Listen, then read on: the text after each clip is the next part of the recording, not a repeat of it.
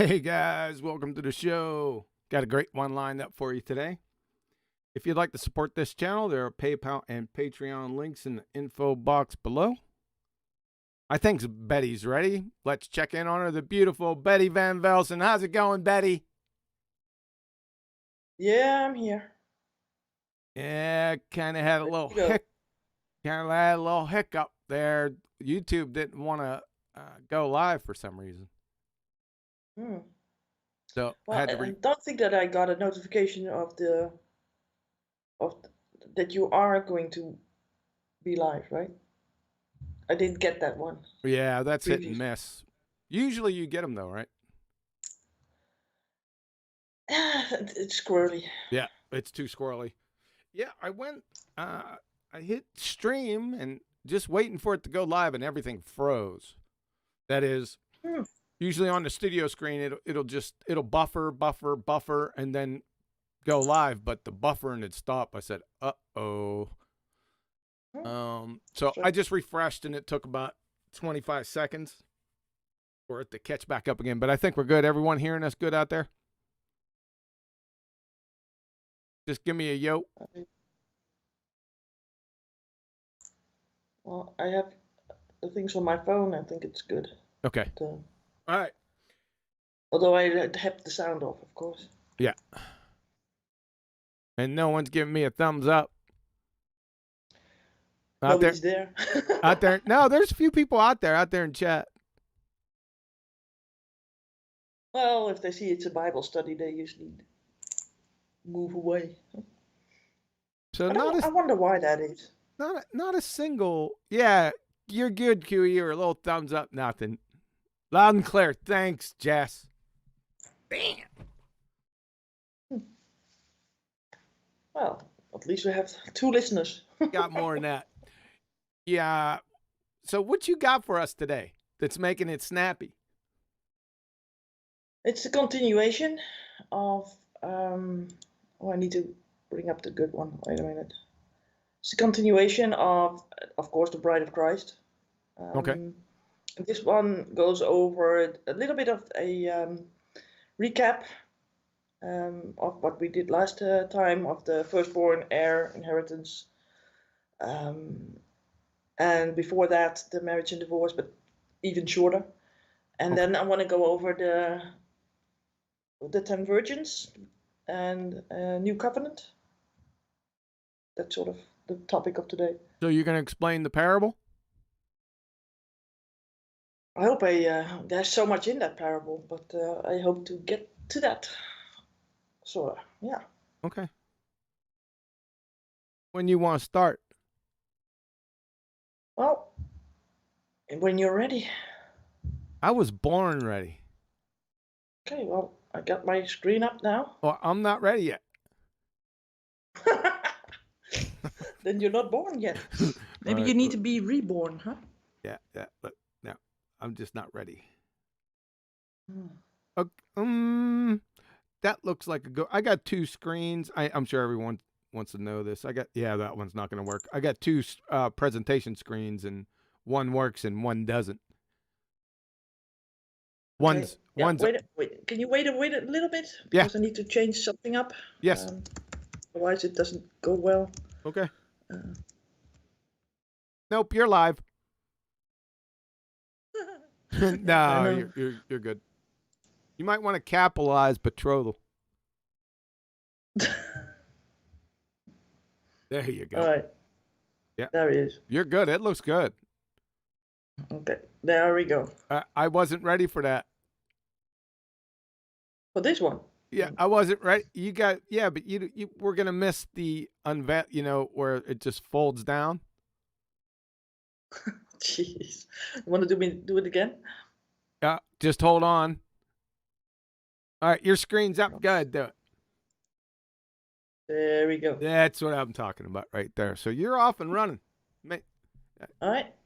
So, continuation of the Bride of Christ. It's a really long topic because basically the whole Bible is about the Bride of Christ, I think. So it's a love letter. We already talked about that. I want to put up my disclaimer again, right? I'm not teaching. I don't want to be a teacher. Still learning my things. I discover things every time, new things, little revelations. So yeah, I don't want to offend anybody that has a different view. Just put something in the comment section, and I will look at it and see what can I change, or is there something that I forgot or whatever. So let's continue. A little bit of the recap that we did in the beginning was of the marriage and divorce. So we concluded that we had God as the bridegroom, and he sort of married with the 12 tribes of Israel. They broke the covenant, and the house of Israel, after the split of the house of Israel and the house of Judah, the house of Israel, the 10 tribes were sort of being captives of Assyrians. They got the bill of divorce, right?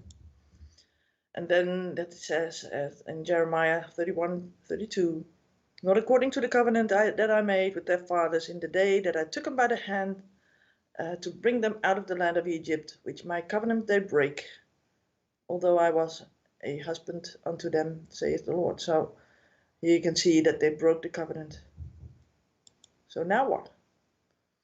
So a little bit on the law of divorce. No divorce allowed unless the woman is an adulterer. Marrying a divorced woman is adultery. Remarrying a divorced woman is also adultery. And the woman is usually represented by either the church or the believers in general. So it could also be a man. You can also translate this as man is the same thing. I like that arrow. Okay, and now the recap of the firstborn and the inheritance. That's the last presentation that I did.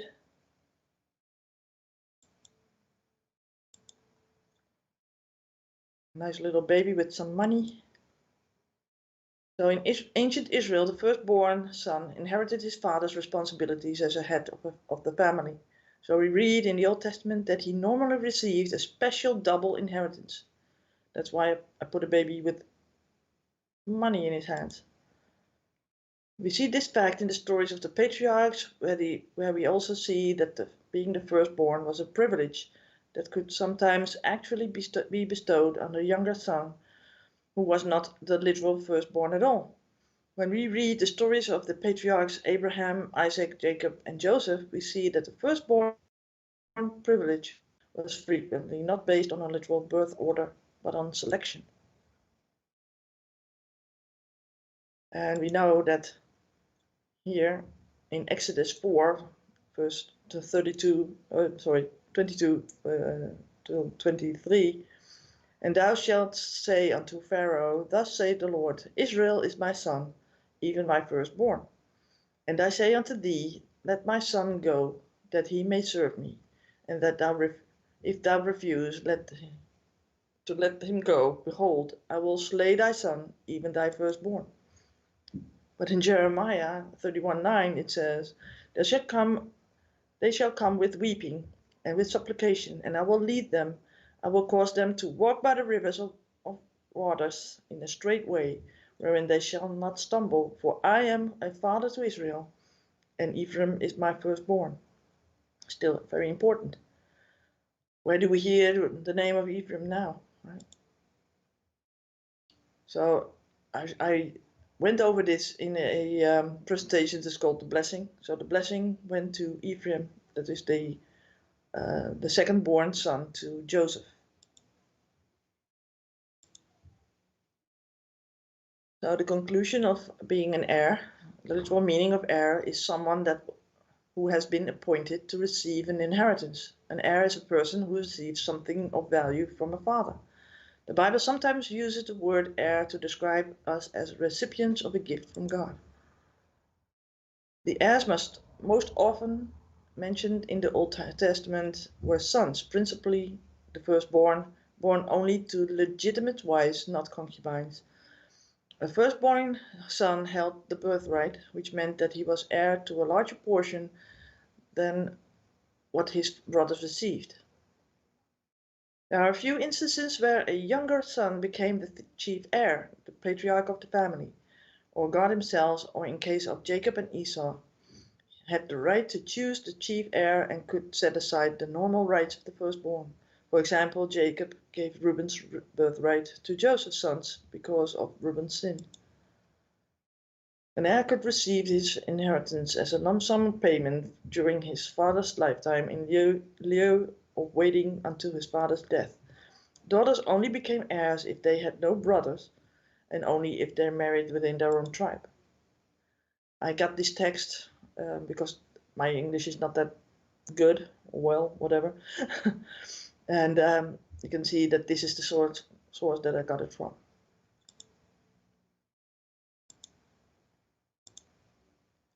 So inheritance, in Deuteronomy 25, verse 5 to 10, it says, if brethren dwell together, and one of them die, and if no child, the wife of the dead shall not marry without unto a stranger. Her husband's brother shall go in unto her, and take her to him to wife, and perform the duty of a husband's brother unto her. And it shall be that the firstborn which she beareth shall succeed in the name of his brother which is dead, that his name be not put out of Israel. And also last time we talked about the story of Ruth, which is a really beautiful story. I think we sort of spoken about coming back to the story, John, didn't we? You wanted to go into more depth with this? Say that one more time. You wanted to go back to this story some more later on? Yes. Last time you said that? Yeah. Because there's so much in here, right? Yes. So the story of Ruth is basically a type, and it points directly to Jesus. Boaz is then Jesus, the Redeemer. Naomi represents the Holy Spirit, because here, in sort of example, my daughter, should I not seek rest for you, that it may be well with you? Like she's like guiding Ruth in her actions and what to do and how to come closer to the Redeemer, to Boaz in the story. Now, who is Ruth in this story? Is she Israel, or is she represented the church? And I know that you said, well, you think it's the church, right? I don't think I know. Okay. Well, for me, it's she's the stranger, right? She came from the country of Moab, but it doesn't necessarily mean that she's not an Israelite. No, she's a Gentile. Is this a foreshadow of the grafting into or back into the olive tree, into Israel? I think it is, because I think that they're talking about olives and wild olives, and olive tree is usually represent Israel. So, but we'll see later, right? Just leave this open for now. Just keep your mind open for this. Yeah, the Naomi equals the Holy Spirit is also in question, but I have to go back in my research to root that up. That's okay. Yeah, you're good. It's a great story, though. Yeah. So in Romans 11, 16 till 17, I still haven't corrected this, sorry. For if the first fruit be holy, the lump is also holy, and if the root be holy, so are the branches. And if some of the branches be broken off, and thou being a wild olive tree, wert grafted in among them, and with them partakest the root and the fatness of the olive tree. Right? So basically the root is Yeshua, right? And then it gets to the branches. And it says in this tree, like Ephraim and Judah, the two branches, the two sticks coming together.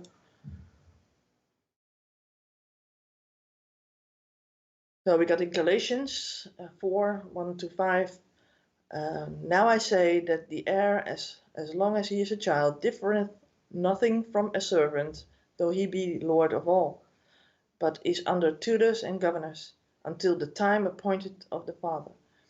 Even so we, when we were children, were in bondage under the elements of the world.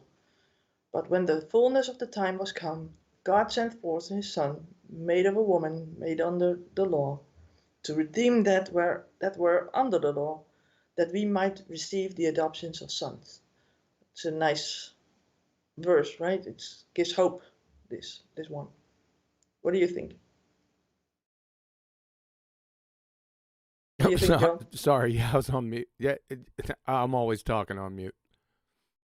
That's usually the best way. I've come to find out over the past couple of days. What? Be on mute? Yeah, talk on mute. It's better to be muted. Okay. Yeah. Well, come as a servant, right? Come as muted. And and then at the appointed time, you will be revealed and come, and then you will be adopted. So interesting, right? That it's already sort of known. It was already known that Jesus would come to claim basically his heritage, right? He came as a servant, but he claimed his heritage when he came back to earth. Came to earth. Right? He was not there physically, but later he was. So the conclusion of the law of inheritance, the story of Judah's sons and Ruth gives us a good example of how the Levirate marriage worked. The Levirate marriage is a type of marriage in which the brother of a deceased man is obliged to marry his brother's widow.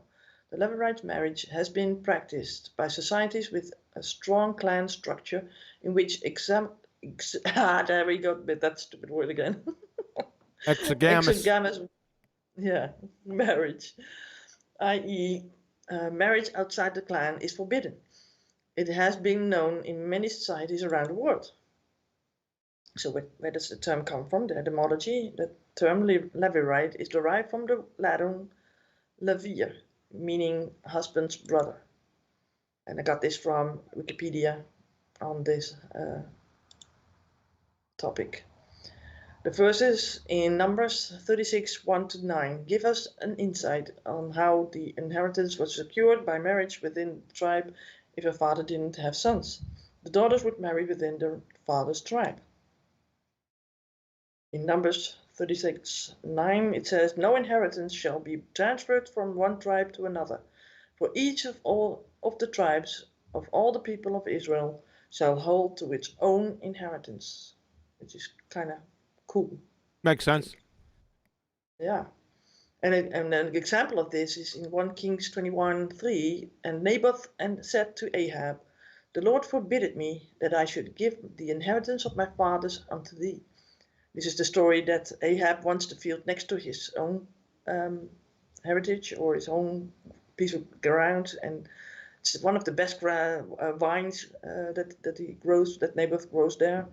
And he wants that. And Jezebel, his wife, is like plotting against Naboth, and he gets killed, basically. Doesn't turn But out that's too sort of the downfall of both Ahab and Jezebel. Yeah, I was just gonna say that doesn't turn out too well for Ahab or Jezebel either. Nope. So scheming and behind someone's back and sort of making a conspiracy and kill someone through that. It's treachery. It's treachery. I'm sorely vexed over the treachery of Ahab and Jezebel. That Jezebel. Yeah. So you got these good women, but you also got these bad women, right? That sort of like give you bad advice. Sort of like we got today. It's sort of like we have today. What do we have today? Oh, brother. Let's go back to the last bit that I talked about in a hurry because I had to make it snappy. Yes. Jubilee. So the year of Jubilee, it's very important. Jubilee year, everyone would get their possessions back, even if it was sold to someone else. Every 50th year, a Jubilee year. "Ye shall return every man unto his possession, and ye shall return every man unto his family." Leviticus 25:10. What Also happens in year? nice. Sorry. What happens in year 51 then? Did they go back again? Well, then you would have had your inheritance back already, and then you start over, right? I'm still not getting it. Well, with the 51, you are in the inheritance, right? Every 50th year, there is sort of like a big reset, right? Yeah, which is very we could interesting. go on and on about this. I'm a little confused over that. I don't want to bog the conversation down, Well, though. I think it's. I will go back over this. This is just because I was talking about inheritance and possessions and being an heir and stuff. For God, if you have been given a plot of land, you have allotted some space and some property, some things that are yours, um, and Jesus will redeem everything that is basically stolen from you, right? After well, in the year of Jubilee, in the year of trumpets, basically, in one of the feasts, right? The fall feasts. Yeah, you're not clearing it up. Yeah, and I won't clear it up, but it's too much for Yeah, today, too right? much for right now. Okay. Yep.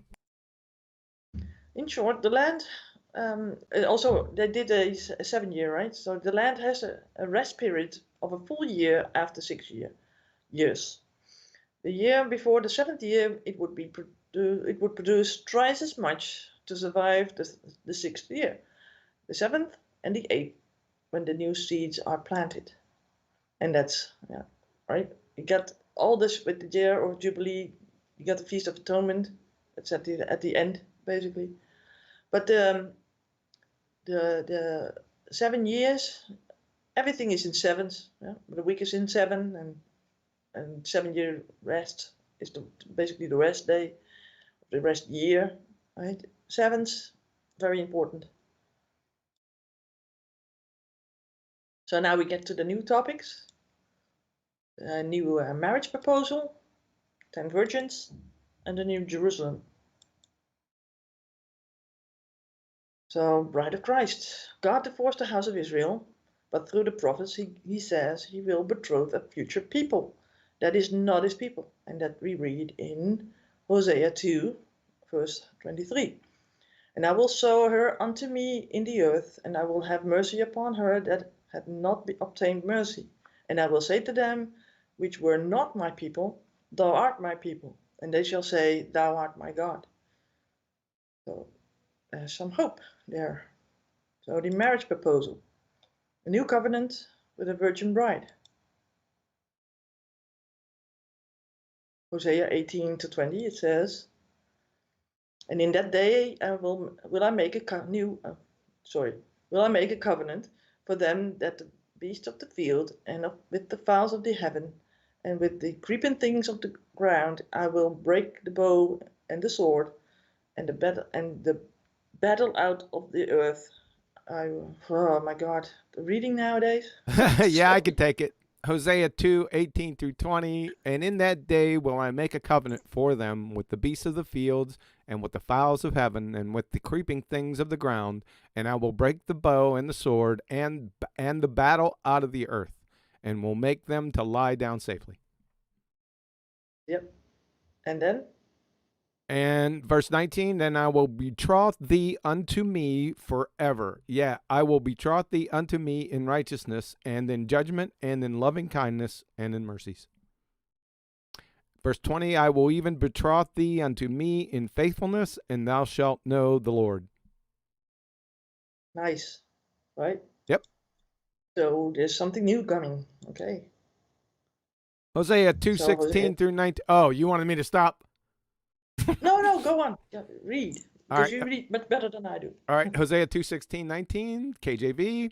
Verse 16, and it shall be at that day, saith the Lord, that thou shalt call me Ishi, my husband, and shall call me no more Bali, my Baal, or my Lord.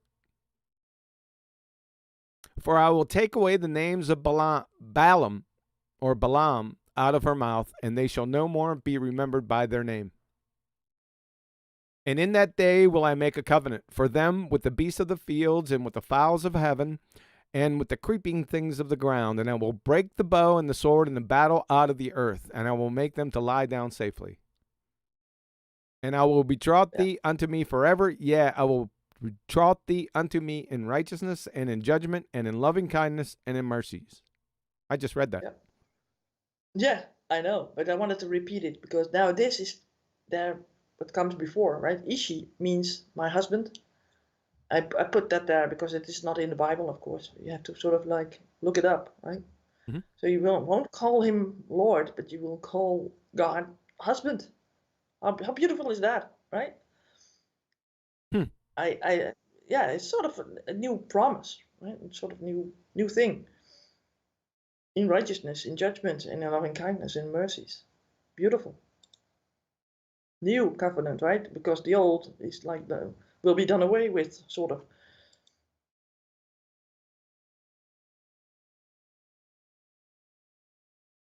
So continuing, And I I will will even. betroth thee. Oh, yeah, go on. Go on. No, go ahead. It's yours. You take it. Yeah, I think it's good that there's a man's voice there between mine and your in this presentation. Go on. I will even betroth thee unto me in faithfulness, and thou shalt know the Lord.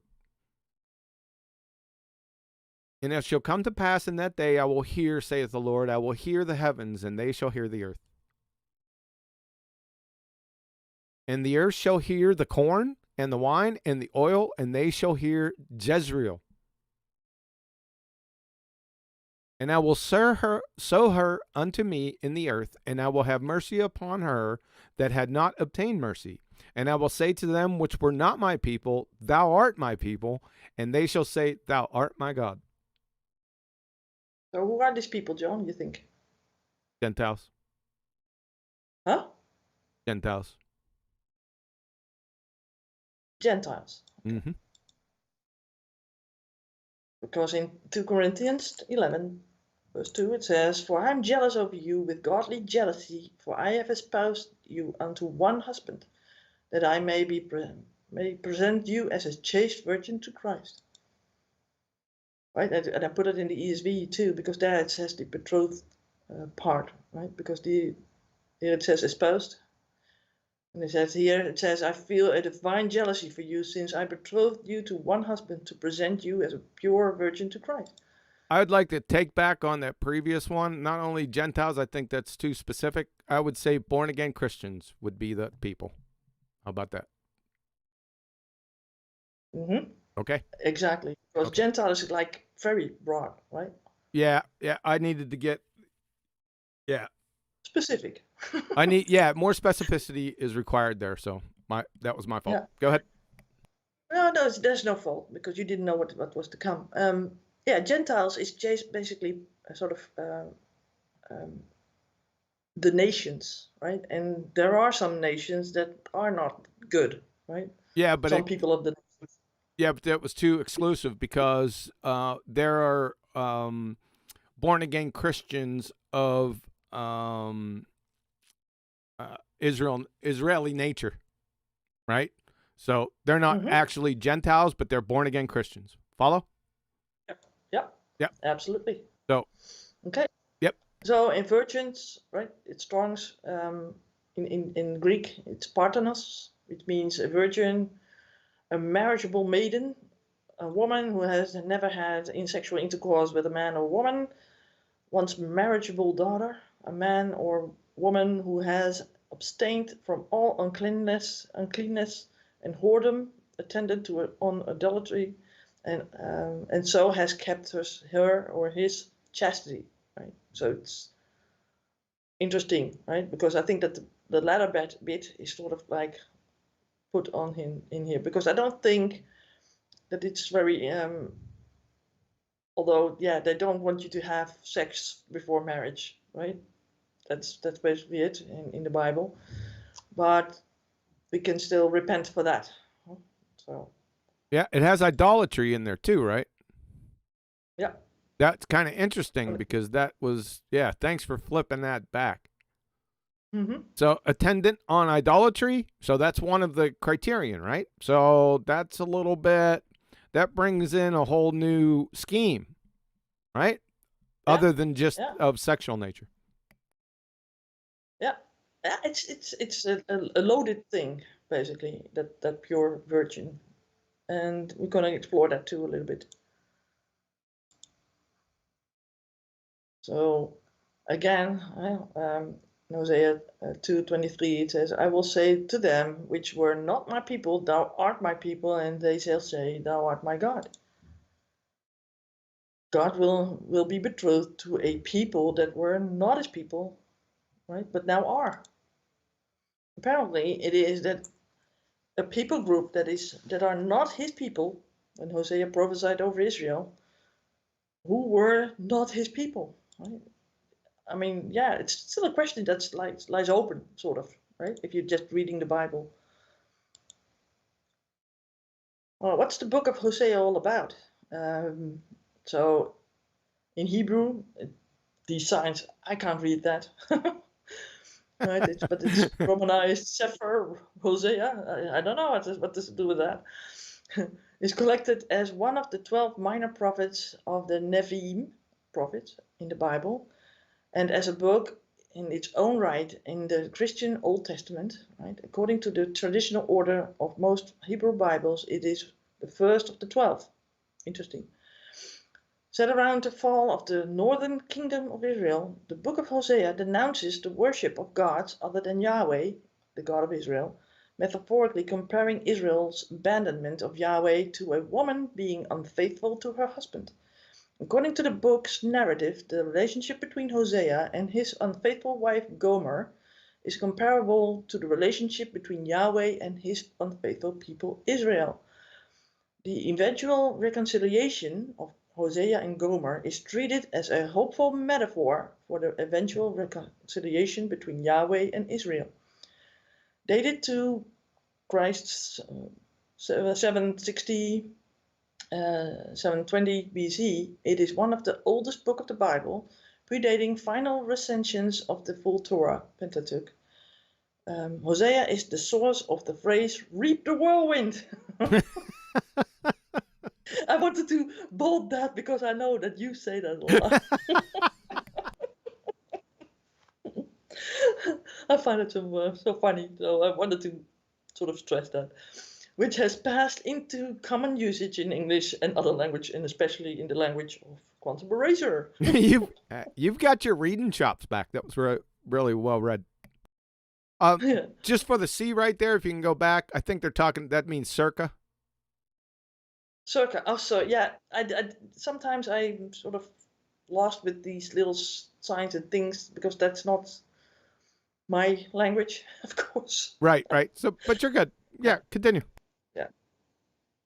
Okay, so we got a summary of Hosea's story in the first chapter. First bit, Hosea is directed by God to marry a promiscuous woman of ill repute, and he did so. Marriage here is symbolic of the covenantal. That's very good. Relationship between God and Israel. However, Israel has been unfaithful to God by following other gods, idolatry, right, and breaking the commandments, which are the terms of the covenant. Hence, Israel is symbolized by a harlot who violates the obligations of marriage to her husband. Second bit, Hosea and his wife Gomer have a son. God commands that the son be named Jezreel. This name refers to a valley in which much blood has been shed in Israel's history, especially by the kings of the northern kingdom. The naming of his son was to stand as a prophecy against the reigning house of the northern kingdom, that they would pay for that bloodshed. Jezreel's name means God sows. So third, the couple have a daughter. God commands that she be named Ruama, unloved or pitied on, to show Israel that although God will have pity on the northern or the southern kingdom, God will no longer have pity on the northern kingdom. Its destruction is imminent. Fourth, a son is born to Gomer. It's questionable whether this child was Hosea's, for God's commands that this name be Lo-Ami, meaning not my people. The child bore this name of shame to show that the northern kingdom would also be shamed, for its people would no longer be known as God's people. In other words, the northern kingdom had been rejected by God. So not his people, right, anymore. Not his people.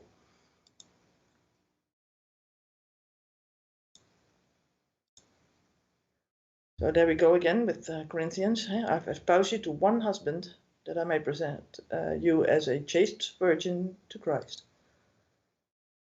She is to be virgin-like to Christ. Where do we find these virgin-like people that are the chaste virgins of Christ, whom God is looking for? Who is he looking for? Is that rhetorical, or are you asking? Well, do you know the answer? Yes, I told you, born-again Christians. Okay. So Is that right? You're snickering. Is it right, or you think it's wrong? I think you're partial right. Partially right? I can't be partially right. I'm either right or I'm wrong. Yeah, you're correct. But there's more to this. Okay. Right? There's yeah, and that's the whole. The more of the presentations will be about this topic. So I'm just going to go over certain people groups, basically, or people images of people groups, and see what we come up with at the end. So yeah, so we got now the marriage and the 10 virgins parable. So first we have to know what the marriage in biblical times was, right? What was it all about? So this is an ancient ritual, prophetically points to the coming of the Messiah and the great celebration of the marriage supper of the Lamb. It also teaches us unique lessons about God's covenant love for his people. God's covenant love for his people. One would be hard-pressed to find an occasion more joyous than that of a Jewish wedding. In Hebrew, it's called shimsha, a joyous occasion. And this is the source that I got it from. If anybody is interested, I will be able to put it in the chat later. So in Jeremiah 33, verse 10 to 11, thus saith the Lord, again there shall be heard in this place, which ye shall see. See, this is the thing. I can't read King James. I'll take it. You want me to take this one? Not that I'm not going to butcher it, but I'll have a go at her. Jeremiah 33, 10 through 11. Thus saith the Lord, again there shall be heard in this place, which ye shall be desolate without man and without beast, even in the cities of Judah, and in the streets of Jerusalem that are desolate, without man and without inhabitant and without beast. The voice of joy and the voice of gladness, the voice of the bridegroom and the voice of the bride, the voice of them that shall say, praise the Lord of hosts. For the Lord is God, for his mercy endureth forever, and of them that shall bring the sacrifice of praise into the house of the Lord, for I will cause to return the captivity of the land as at the first, saith the Lord. Yeah, for the Lord is good, right? Yeah. I will cause the return of the captivity of the land. So the Redeemer, right? It says redeem, basically, in this verse. Okay, so there are three distinct parts to the ancient Jewish wedding. So the first is called shidduchin. If hopefully I pronounce that right, means mutual commitment. Then erusin, engagement, and nisuin, or whatever, it's called marriage. So the shidduchin, a time of mutual commitment. In Genesis 2, verse 18, and the Lord God said, it is not good that the man should be alone. I will make him a helpmeet for him. So the shidduchin refers to the preliminary arrangements prior to a legal betrothal. So signing the ketubah marriage contract, in ancient times, the ketubah protects the rights of the wife by specifying the groom's responsibility in caring for her and the amount of support that would be due to her in the event of a divorce. And then he gives her a prenup after that? Sorry? Does he then give her a prenuptial agreement after that? I think it's maybe in here that if he sort of forfeits, right, then there's still some things that he needs to do, right? But you can also sort of relate that back to where Joseph is betrothed to Mary, and she's with child, right? That he can go back on on this because they have signed some things in, but still he wanted to care for her, right? So apparently there is something written up, some things that the wife has to hold to also, right? And also that the husband has to hold to. Well, what is the Bible about? It's about us holding to the covenant, basically. And the start in the earlier days, the statutes and the ordinances. But later on, it also sort of gives instructions what God is going to be doing, right? He puts also his things that he's going to provide for his bride, and he has to uphold that too. He has to be truthful too, right?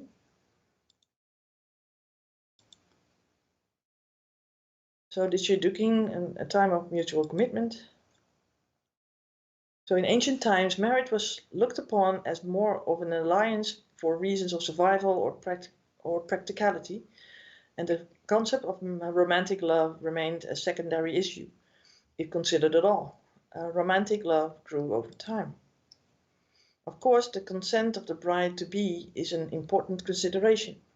Rivka, for example, was asked if she agreed to go back with Abraham's servant to marry Abraham's son, Isaac. She went willingly, not even having seen, by the way, Isaac. Right? She never saw him, but she still went with him to be married. So we see that in verse Genesis 24, 57 to 59. And they said, "We will call the damsel and inquire at her mouth." And they called Rebekah and said unto her, "Wilt thou go with this man?" And she said, "I will go." And they went away, Rebekah their sister. They sent away Rebekah their sister and her nurse, Abraham's servant, and his men. So traditionally, in preparation of the betrothal ceremony, the bride, Kala, and the groom, Shatan, are separately immersed in water in a ritual called the mikvah, which is symbolic of spiritual cleansing. So I got that again, the source, put the source in there. So I don't want to be how do you say that? That you sort of plagiarize, right? I don't want to be a plagiarist. That's correct. Just... Yeah, you did it the right way. You don't have to say it every time. You just put the link in there, and then they can run with it. Yeah, and you're not making stuff up of your own free will. Exactly. Yeah. So the Erusin, the betrothal. After the immersion, the couple entered the huppah, marriage canopy, symbolic of a new household being planned to establish a binding contract. So huppah is basically this sort of canopy, right? It looks like this in the Jewish wedding. So Ruth said, and he said, "Who are you?" And she answered, "I am Ruth, your servant. Spread your wings over your servant, for you are a redeemer." Right? And that is in Kaf now, and it's sort of like the bit of here, the wings, is like the skirt, the borders, corners, right? Winged. And I think it even sort of represents the tabernacle, right? Tabernacle is basically the tent of meeting, but it was sort of a type for the secret chamber where you be going in with God, right? So that the Holy of Holies, basically, to make up that covenant with God. So here the groom would give the bride money or a valuable object such as a ring, and a cup of wine was customarily shared to seal their covenant vows. In this public ceremony under the chuppah, the couple entered into the betrothal period, which typically lasted for about a year. Although they were considered married, they did not live together or engage in sexual relations. So during the Erusin period, the groom was to prepare a place for his bride, while the bride focused on her personal preparations, wedding garments, lamps, etc. You like that? I noticed you said, to prepare a place for his bride. That rings, it sort of rings like something elsewhere. Yep. Well, I think that our Jesus said, I'm going to have to go back to my Father to prepare a place That's for right. you. You're correct. And I get chills when I say it. So it's like, wow, right? Yep. So although the bride knew to expect her groom after about a year, she did not know the exact day or hour. Yeah, Also yeah, another yeah. You're all over this. I was waiting for this. beautiful, huh? Yeah. Yeah, he could come earlier if the father of the groom was who gave a final approval for him to return to collect his bride. For that reason, the bride kept her oil lamps ready at all times, just in case the groom came in the night, sounding the shofar, ram's horn, to lead the bridal procession to the home he had prepared for her. Yep. Yep. So now the last bit. The marriage. The final step in the Jewish wedding tradition is called niswin, to take. To take. A word that comes from Nassau, which means to lift up. At this time, the groom, with much noise, fanfare, and romance, carried the bride home. Once again, the bride and groom would enter the huppah, recite a blessing over the wine, symbol of joy, and finalize their vows. So this is from a wedding. They did this. In Jewish weddings today, there are 2 cups of wine during the wedding ceremony. After the rabbi recites the betrothal blessings accompanying the first, the couple drinks from the cup. Since the wine is associated with Kiddush, the prayer of sanctification recited on Shabbat, and since marriage is the sanctification of the bride and groom to teach each other, marriage is also called Kiddushim, sorry. And my cat is bothering me. I need to get her out of the way. Go away. Yeah, she's like, now she decides to go over to me, right? It's Of course. unbelievable. Yeah. So we continue the marriage. Now, finally, they would consummate their marriage and live together as husband and wife, fully partaking of all the duties and privileges of the covenant marriage. It is traditional in some communities for the bride to circle the groom 7 times and then to stand to the groom's right side under the huppah. Since 7 is the number of completion and perfection, this act symbolizes the wholeness and completeness they cannot attain separately. The Aish. Interesting. I think that also with Jericho, they had to circle that city 7 times. Interesting. The sevens everywhere, right? So now we go to the parable that Jesus gave. So in Matthew, maybe you want to read this, John? Then shall the kingdom of heaven be likened unto 10 virgins, which took their lamps and went forth to meet the bridegroom. And 5 of them were wise, and 5 were foolish. They that were foolish took their lamps and took no oil with them. But the wise took oil in their vessels with their lamps. While the bridegroom tarried, they all slumbered and slept. And at midnight there was a cry made, Behold, the bridegroom cometh. Go ye out to meet him. Then all those virgins arose and trimmed their lamps. Wow. Yeah. Okay, so 5, right? The letter 5 is basically the Aleph base. That's in the of the Aleph base. That's the Alpha and Omega, right? The alphabet is the word hey, or the letter hey. Hey. I like doing that. So the Mahara 1 tells us that the design of the hay is comprised of the dalet, and the yud. That's this.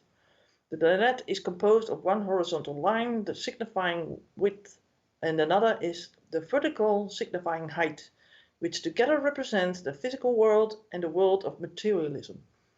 The yud is the detached left leg, like this, represents God and thus spirituality. The Mahara 1 teaches us that just as the Dalet and the Yud come together to form the Hay, so too has one has an obligation to imbue and sanctify the physical world with the spiritually and godliness.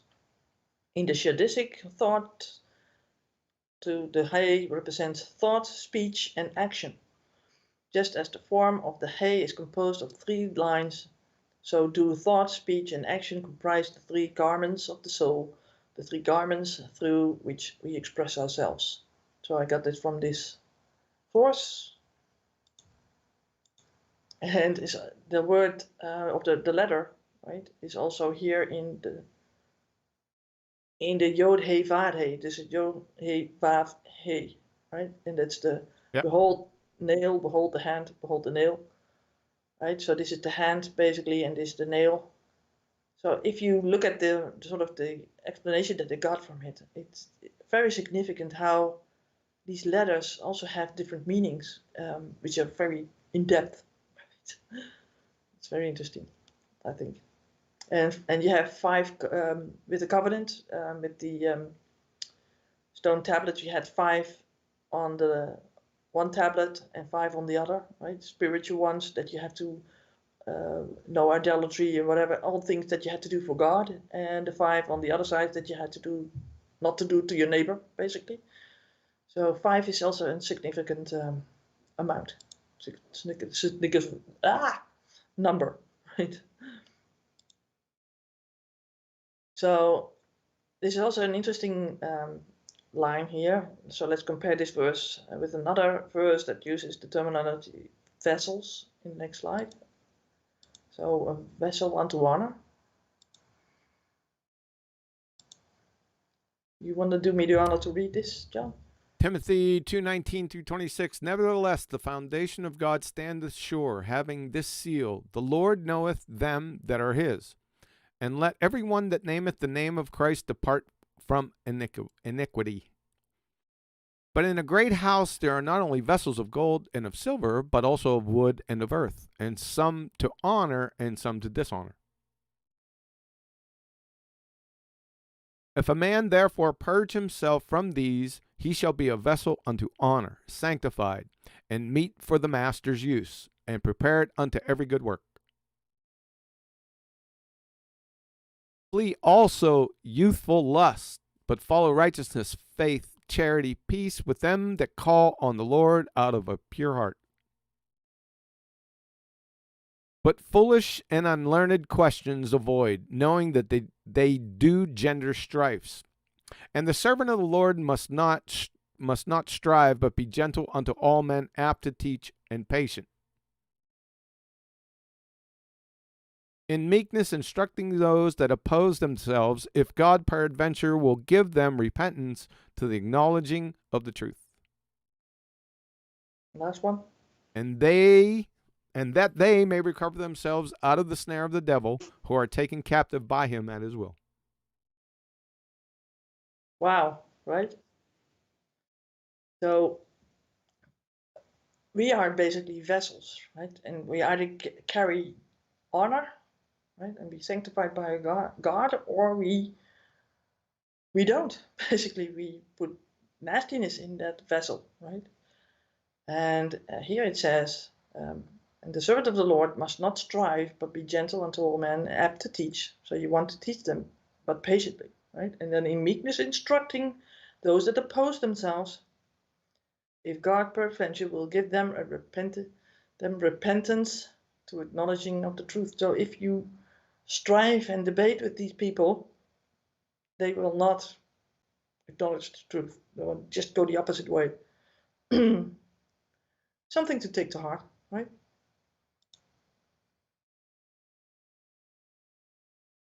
So. And thou shalt. Oh, do you want me to read this one? No, go. And thou shalt command the children of Israel that they bring thee pure oil,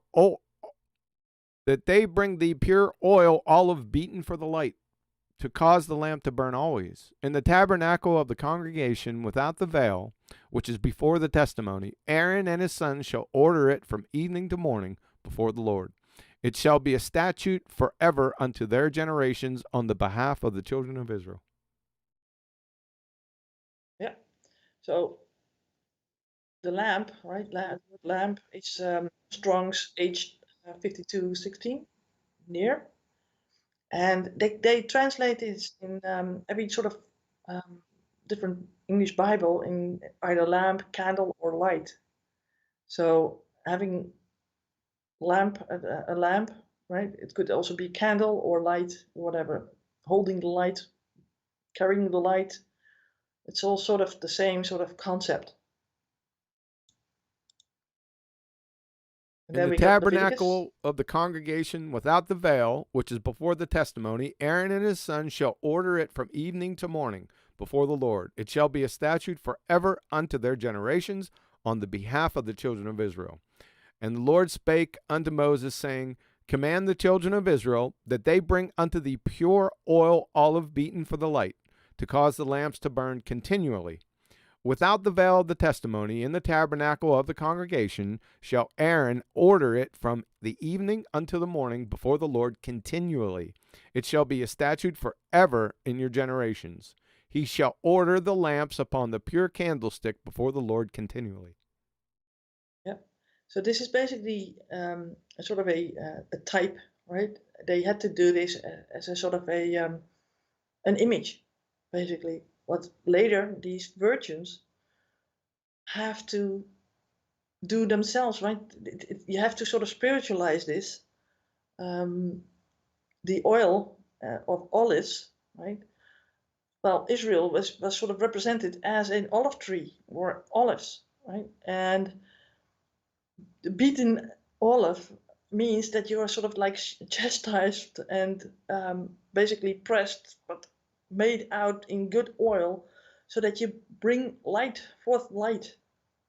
That's what it means, basically. They can have their lamps lit all the time. And what these virgins of the 10 virgins had to do was basically keep these lamps burning, but with the beaten olives, basically. But that means that by life experience and getting yourself more and more clean and doing the right things, righteousness, patience, all these 9 fruits of the Spirit, basically, it has to be in here, right? So that's basically it. So what does light, candles, and lamps mean for God?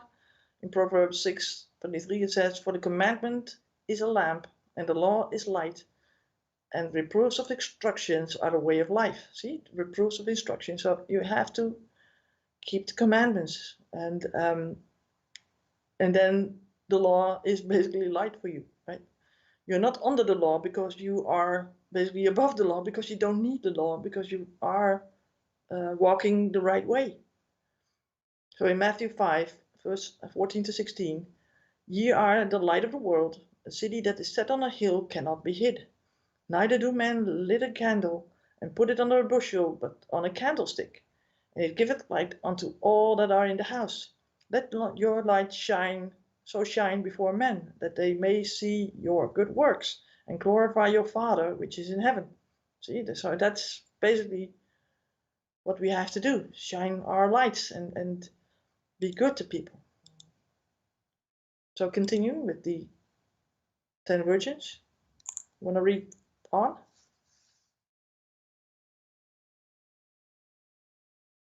John? I think you're mute.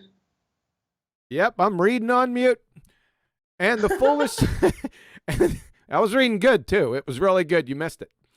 And the foolish said unto the wise, Give us of your oil, for our lamps are gone out. But the wise answered, saying, Not so, lest there be not enough for us and you. But go ye rather to them that sell, and buy for yourselves. And while they went to buy, the bridegroom came. And they that were ready went in with him to the marriage, and the door was shut. Afterward came also the other virgins, saying, Lord, Lord, open to us. But he answered and said, Verily I say unto you, I know you not. Watch therefore, for ye know neither the day nor the hour wherein the Son of Man cometh. Yep. So we went over that, right? It's not that we know not the day or the hour. Yep.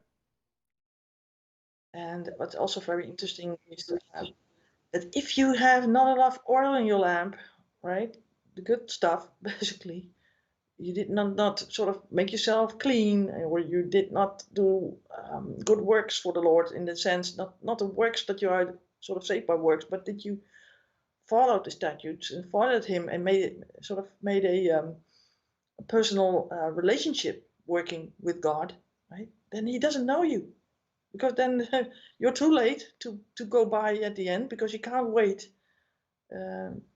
till the day or the hour has come. You need to be prepared, and if you're not prepared, you have no time to buy those properties, those things that you need to enter into heaven, or to be his bride, basically. You think that's clear how I explained it? It's pretty clear. You don't have to go anything more into it. Everyone sees it. So while he's gone, and when you think he's not looking, you need to stay vigilant. Yeah, and vigilant means you have to sort of the thing that people go to church every Sunday, and they are nice and neat and good dressed in the church, read all the Psalms and whatever, and then they come home and then they beat their wives, or the wives are screaming at the children, and havoc right in the house. That never happens. That's that's not good, right? You need to the Bible and the things of God are not just for the days that you're in church, or on the Sundays or the day of rest, but you need to do that continually. That's basically it. So right after this parable, Jesus immediately gives us the parable of the 5 talents. And Jesus gives us a key, what he means by buying the oil to keep our lamps burning, right? Use your talents, right? And I will go over that later in a later presentation, more in depth. That's a pun. Huh? It's a pun. You use talents. Yeah. Yeah, I'll use your talents. Giftings, right? The gifts of God. Let me say it that way then. So yeah, you need to have an intimate relationship with God, with Jesus. Otherwise, you can say, "Well, who are you?" Right? I have had conversations with people that are not believers, and they say, "Well, I'm going to heaven." I said, "Why?" And they say, "Yeah, well, God is love." Right? And then I say, "Okay, so you run a household with people, you love people, but then someone comes at the door, and you don't know that person, and you let them in anyway, because you say that you have a loving household, and then that person is going to do all the things, all the atrocities that you never wanted them to do. So your whole house is now defiled, right? And why would you let someone in that you don't know, that you have no relationship with? That's not love, is it? Good point. Right? It's a one-way ticket. You're not going to let a Basically, they think stranger that they have a inside your one-way door. ticket. You're not going to let a stranger inside your door. I think that's all you need to say. Yeah, yeah. So, Well, sometimes people need some extra things, because they say, "Yeah, but he is love, right? He's love." Yeah, but love has boundaries, right? how can you love somebody that you never met or had a relationship with? That makes no sense. Exactly. Yeah. There's no communication. There's no interaction. No changing of anything, right? There's nothing there. And why would you get a stranger in your house that you don't know, and it is going to defile your house? You will never get them out. I mean, I wouldn't, right? So, what do the Four Testaments say about the bride and the groom? And John 3, verse 29, it says, "He that hath the bride is the bridegroom, but the friend of the bridegroom, which standeth and heareth him, rejoices greatly because the bridegroom's voice. This is my joy, therefore is fulfilled." And this is John the Baptist that said this, right? Matthew 9, verse 15. And Jesus said unto them, Can the children of the bride chamber mourn as long as the bridegroom is with them? But the days will come when the bridegroom shall be taken from them, and then they shall fast. So here I wanted to stress this again, because last time we talked about Ruth and the kinsman redeemer. So in John 1, 26, 27, it says, John answered them and saying, I baptize with water, but there standeth among you whom ye know not. He it is who coming after me is preferred before me, whose shoes latchet I am not worthy to unloose. That's the kinsman redeemer. Because in Ruth it said, Now this was the custom in former times in Israel concerning redeeming and exchanging. To confirm a transaction, the one drew off his sandal and gave it to the other. And this was the manner of attesting in Israel, right? So one that didn't want to be the redeemer of someone to get their own property back eventually, they would draw off their shoe, right? So this is very important. So John the Baptist knew that he was not the kinsman redeemer, right? He was not worthy to unloose Jesus' shoes because he was the redeemer.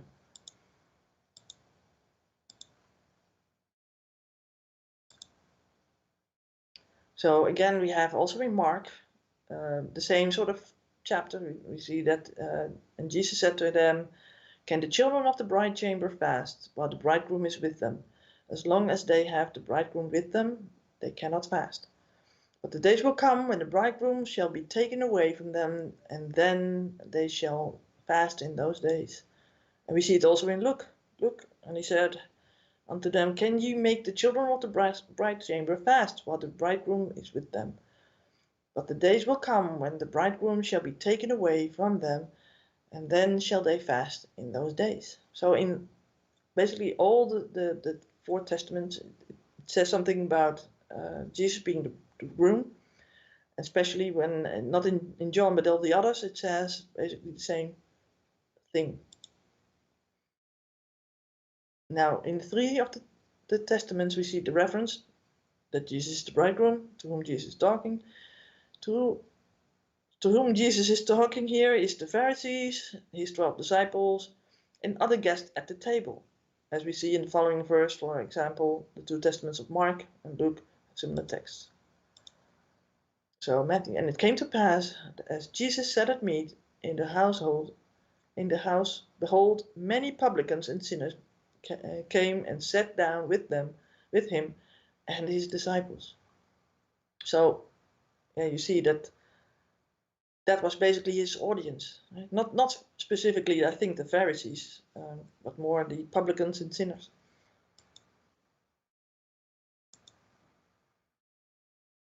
So, Virgin of Israel,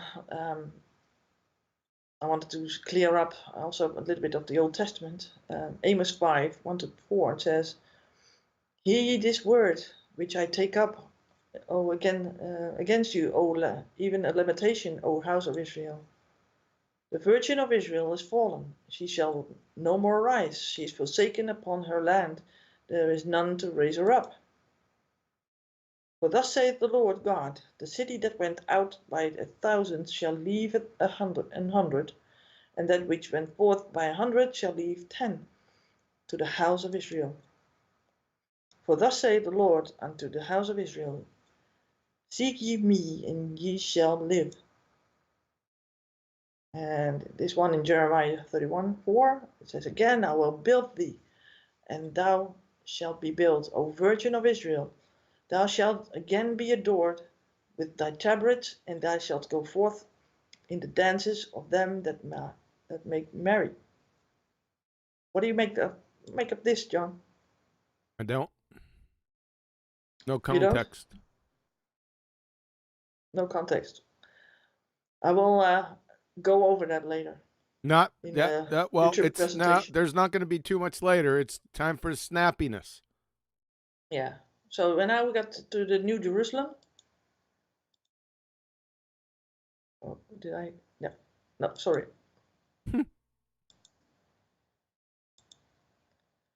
So the bridegroom rejoiceth, and it says in Isaiah, thou shalt no more be termed forsaken, neither shall thy land any more be termed desolate. But thou shalt be called Hephzibah, means my delight is in her, and thy land Beulah, means married. For the Lord delighteth in thee, and thy land shall be married. For as a young man marrieth a virgin, so shall thy sons marry thee. And as the bridegroom rejoices over the bride, so shall thy God rejoice over thee. So this speaks about the New Jerusalem. Bride adorned for husband. Revelation 21:2. And I, John, saw the holy city, New Jerusalem, coming down from God out of heaven, prepared as a bride adorned for her husband. So Old versus New Testament. So who does God betroth? Wait a minute. Like the bride is a city, right? The New Jerusalem is Zion. So in Strong's H3389, Jerusalem meaning teaching of peace. So the chief city of Palestine, a capital of the United Kingdom, and the nation of Judah after the split. So Jerusalem is mentioned quite sometimes in the Bible. So we have Zion, the Old Testament, and Zion in the New Testament. So Zion means lofty, another name for Mount Hermon. Also Zion, a parched place, another name for Jerusalem, especially in prophetic books. And in the New Testament, Zion means a parched place, the hill on which the higher and more ancient part of Jerusalem was built, the southwesternmost highest of the hills on which the city was built, often used of the entire city of Jerusalem, since Jerusalem, because the temple stood there, was called the dwelling place of God. So again, the bride is a city. In Isaiah 62:1, it says, for Zion's sake I will not hold my peace, and for Jerusalem's sake I will not rest, until the righteousness thereof go forth as brightness, and the salvation thereof as a lamp that burneth. Wow, again that lamp, right? And the Gentiles, the nations, shall see thy righteousness, and all kings thy glory, and thou shalt be called by a new name, which the mouth of the Lord shall name. And in Psalms 132, verse 13 to 17, for the Lord hath chosen Zion, and hath desired it for his habitation. This is my rest forever. Here will I dwell, for I have desired it. I will abundantly bless her provision. I will satisfy her poor with bread. I will also clothe her priests with salvation, and her saints shall shout aloud for joy. There will I make the horn of David to bud. I have ordained a lamp for mine anointed. So a lamp that burneth, again, it's interesting, called by a new name. God chose Mount Zion and Jerusalem as a place to be. And clothing her priests, like garments, very interesting. The bride needs to be freed from sin. The Lord will reign from Mount Zion. So awake, awake, put on thy strength, O Zion, put on thy beautiful garments, O Jerusalem, the holy city, for henceforth there shall no more come unto thee the uncircumcised and the unclean. Shake thyself from the dust, arise and sit down, O Jerusalem. Loose thyself from the bands of thy neck, O captive daughter of Zion. And in Micah 4, verse 6 to 8. In that day, declares the Lord, I will assemble the lame and gather those who have been driven away and those whom I have afflicted. And the lame I will make the remnant, and those who were cast off, a strong nation, and the Lord will reign over them in Mount Zion, from this time forth and forevermore. And you, O tower of the flock, hill of the daughter of Zion, to you shall it come, the former dominion shall come, kingship for the daughter of Jerusalem. So, right, garments, beautiful garments, like a wedding dress, maybe. God will assemble those who have been driven away. Who've been driven away? In Zechariah, verse 9 to 9, chapter 9, verse 9. Rejoice greatly, O daughter of Zion. Shout, O daughter of Jerusalem. Behold, thy king cometh. Unto thee he is just, and having salvation, lowly, and riding upon an ass, and upon a colt of a foal of an ass. That's one of the John reasons. 12. That's one of the reasons What? why. Let's hold up right there. That Zechariah passage is really, really good. That's one of the reasons why Jerusalem was destroyed in 70 AD, like the Lord had promised. Why? Because they didn't do their Bible study. Because if they would have known this passage, he is just and having salvation, lowly, and riding upon an ass, and upon the colt of foal of an ass. This passage and the one in Daniel, they weren't doing their Bible study, so they didn't recognize him, and they executed him. Yeah. Yeah. That's one of the there's also in the blessings. Remember that the prophecies of the patriarchs. One of them was about Judah also, and there was also that something about a colt and of an ass being attached to a vine. Right? There's many things that they could have known and sort of pointed at this time. Right? But yeah, so this was basically in Zechariah, but now in John 12, verse 14 and 15. And Jesus, when he had found a young ass and sat thereon, as it was written, Fear not, daughter of Zion, behold, thy king cometh, sitting on a ass's colt. Matthew 21, verse 1 to 5. Tell ye the daughter of Zion, behold, the king cometh unto thee, meek, and sitting upon an ass, and the colt of the foal of an ass. So every king that came into his own town would be riding a donkey, right? An ass, not a horse. Horses were for war, but the donkeys were basically meek and gentle, like a servant, more likely, right? So this is really interesting that he came as a servant and on a donkey, right? But he came to make a new covenant, basically. So Revelation 12, verse 7 to 13. He that overcometh shall inherit all things, and I will be his God, and he shall be my son.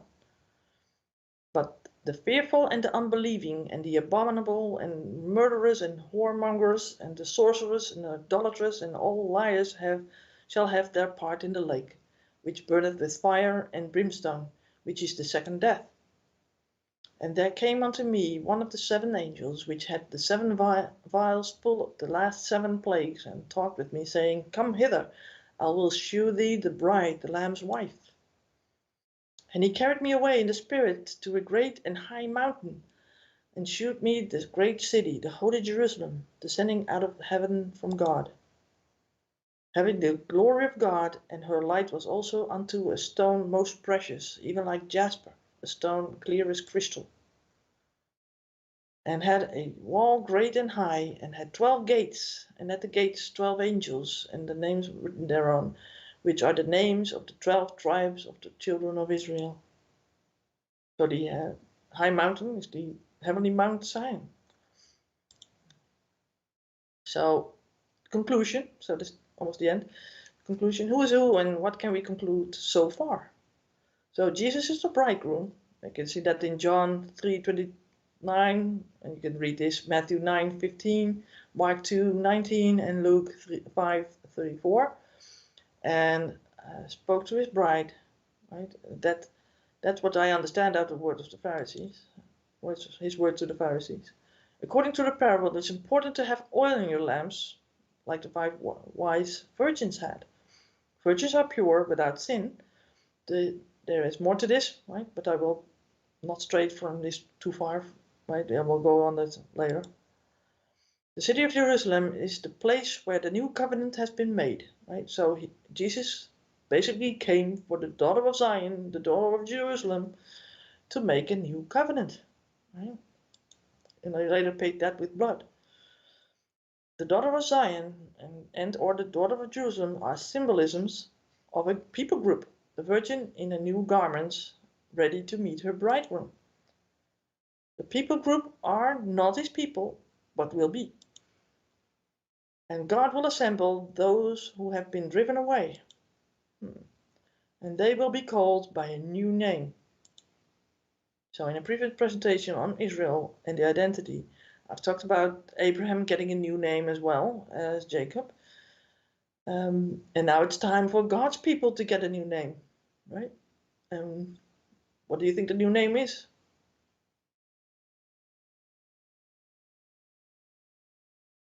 John, are you on mute again? Yeah, I am on mute. I don't know. What's the new name? Christians. Born again Christians. Born again Christians. Yeah, there you go. That's better. Well, yeah, everybody can call themselves Christian nowadays. Huh? Yeah. But if you go deeper and ask them deeper questions, then you realize that they are like all over the place with certain things. Okay? But yeah, so this is the conclusion for now, so far. Outstanding. I thought it was really good. Yeah? I like it. Yep, I do. I thought it was really good. A little long in the tooth. We'll talk about that on the side. By snappiness. But altogether, very good. Well, still, I stayed within the 1.5 hours. Yeah. And all the bows will be broken, John, so... All the bows will be broken? There's no broken bows here. They will be broken sooner or later. He told you so. You be prepared. I hope the bow doesn't get broke. It would cost me more money. Well, you're already broke. I'm broke. It's not the bow that broke, but you were broke. Oh, I'm broke, huh? All right. Another backhanded slight. Honey! Well, you sort of put the thing in front of me, and I only had to So what you're saying, you had a big watermelon-sized hanging curveball that you just wanted to jack yard. Yeah, but you missed it, John. They don't play baseball in the Netherlands, do they? No, not that much. You know the analogy, though, right? Absolutely. Absolutely.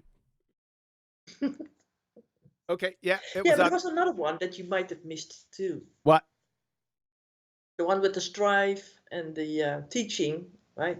You need to teach with meekness and patience. I didn't miss that. I know you stressed that twice and 3 times. I know you're who you're talking to. What? I know who you're talking to, but that's out of but that's out of context a little bit. No, it is not. It is not. Oh, yes, it is, sir. No, it isn't. No, it's never. The Bible can't be out of context. I'm not. Yeah, but I wasn't teaching scripture. It doesn't mean teaching scripture. It means teaching in general. Teaching like an evolutionist that evolution's a fairy tale. Truth. Yeah? Flat Earth is truth. Yeah, Flat Earth is biblical. Yes. Flat Earth is biblical, so therefore you need to. All right, I'm not getting into this discussion. We can possibly do that next time, but for now, shine go. Yeah. All right, final thoughts quickly. Final thoughts. No, the next time I will be going over. Let me see. What was it again? 144,000. And I think that's a big topic on its own as well. Oh, so, yeah, that'll be interesting. Yep. It will be the only one topic of that time. Is it not? Is it like an hour and a half? I hope not. You're going to stretch it out? Yeah, maybe the recap that I did now was a little long. Yeah. So there will be less recap of the inheritance stuff. So it will be less and less. Well, at least you realized it. Well, I think repetition is good. It is good, but a recap needs to be a little bit shorter. Yeah, well, I wanted to stress this a little bit. Maybe. No. Yeah. Okay, so tentatively next Thursday, we'll keep it at 1 for now, but just be flexible because it could change. It depends on the weather. You mean that it could be 12? No, I don't think I'll take it any earlier. Okay. It Good. depends. It could go to Mhm. 12 if you pull another one of these mumbos. Yeah. Well, you were sort of like overlapping with Bible literalist or level up her presentation, right? I didn't do it. That wasn't purposeful. No, no. We didn't think about that. But No, yeah, it was purely this was selfish. something on the fly, right? No, it was purely selfish on my part because I need to go shoot. It needs to happen, and it's going to happen in about 10 minutes. Yeah. Yeah. Okay. Okay. Okay, we're good. Spot on. All right. Like I said, tentatively, thanks, Betty. We'll see you guys next Thursday. Hang in there. I hope you got a lot out of this presentation. I surely did. Certain scriptures and passages that I had forgotten. Not forgotten, but I just haven't read in a while. So it's quite helpful. So thank you for that, Betty. Are you going to do a Ballbusters next Saturday, by the way? Saturday looks like a Ballbusters. Need a thumbnail for that. Don't know what I'm going to do yet.